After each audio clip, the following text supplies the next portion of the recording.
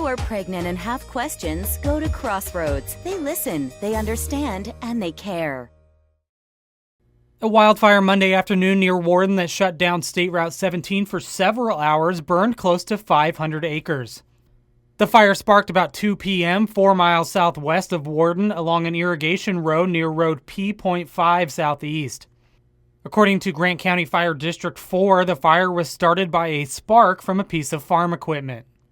Firefighters from multiple agencies responded and the fire was reported contained about 5:45 p.m. Responding agencies included Adams County Fire District 5 and Grant County Fire Districts 5, 10, and 11, along with firefighters from the Columbia National Wildlife Refuge and the U.S. Fish and Wildlife Service.